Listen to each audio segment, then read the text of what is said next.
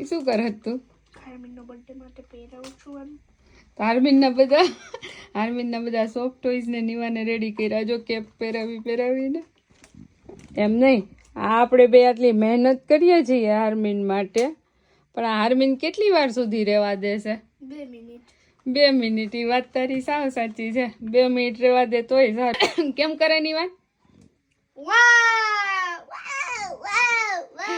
દેદી ભાઈ મમ્મા વાવ એમ કરીને બધું ઉડાડી દેશે. હાર્મિનભાઈના બર્થડેની પ્રિપેરેશન થઈ ગઈ છે. આ નિવાનભાઈએ કંઈક નવું કર્યું છે આજે.